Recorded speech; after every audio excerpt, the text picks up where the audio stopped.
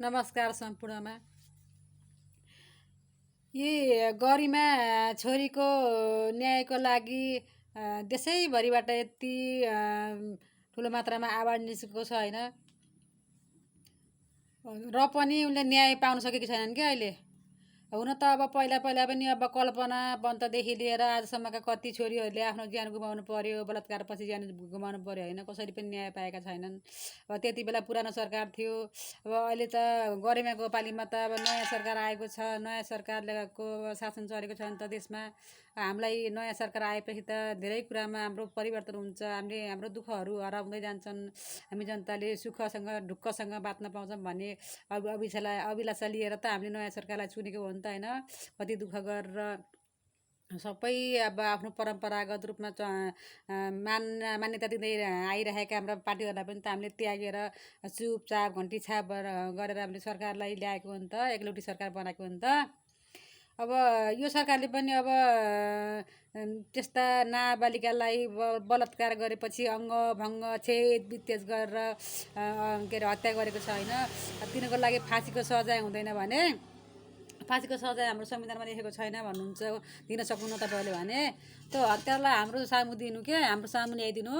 अब हामी जनताहरूले नै उसलाई सजाय दिन्छौँ के सजाय दिन्छौँ भने त्यसले जसरी हाम्रा बालिकालाई हत्या गरेको छ त्यसरी नै त्यसको अङ्ग प्रत्यङ्ग काटेर नुन चुक अमिलो दलेर होइन सडकमा ल्याएर दुनियाँको अगाडि त्यो छटपटेको तडपेको हेर्न मन छ क्या हामीलाई। कसरी हाम्रा बालिकाहरू कसरी तडपेर मऱ्यो होला भन्नु त, कसरी तडपेर मरेन हो, त्यसरी तडपाई अनि त्यो तडपिँदा मर्छ, नमरे ढुङ्गाले हानेर हुन्छ के गरेर हुन्छ कि हामी हान्छौँ।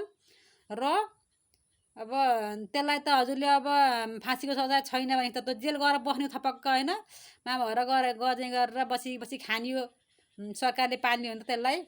हो त्यस्तै गरी हामी पनि त्यसलाई मार्छौँ र हामी पनि जेलै गएर बस्छौँ। बरु हामीलाई पनि तपाईँहरूले पनि पाल्नु होला, सरकारले पाल्ला होइन। त्यति नगरिकन हाम्रो मन शान्त हुँदैन, हाम्रो यो शरीरमा उम्लेको रगत त्यसै शान्त हुनेवाला छैन।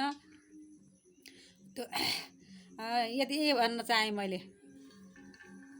हामी सारा नेपाली आमाहरूको मन शान्तिको लागि त्यो बलात्कारपछि त्यो अङ्गभङ्ग छेद विच्छेद गरेर मार्ने हत्यारालाई त्यस्तै गरी त्यसको पनि अङ्गभङ्ग काटेर छेद विच्छेद गरेर त्यसलाई तडपाएर मारेपछि मात्र हाम्रो आत्माले शान्ति दिन्छ र हाम्रा मृत बालिकाहरूको आत्माले शान्ति दिन्छ। त्यहाँभन्दा पहिला दिनेवाला केही छैन। हेर्नु सरकार, तपाईँहरूलाई विनम्र अनुरोध छ, तपाईँ कानुन त्यो हत्या गर्न सक्नु भने त्यसलाई हाम्रो सामु ल्याएर सुम्पिदिनु। अब हाम्रो बच्चा मारेर त्यो जेल गएर बस्छ, तपाईँले पाल्नुहुन्छ भने हामी पनि त्यसलाई मारेर हामी पनि जेल गएर बस्छौँ, तपाईँहरूले पाल्नु कुरो बराबर। हाम्रो मन पनि शान्त, तपाईँहरूले पनि अब तपाईँहरूको कानुन उल्लङ्घन गर्न पनि परेन होइन। मलाई यस्तै लाग्यो है, अब कुरो यस्तै नै ठिक होला जस्तो लाग्यो, त्यही भएर मैले भन्न चाहेँ। हस्त नमस्कार।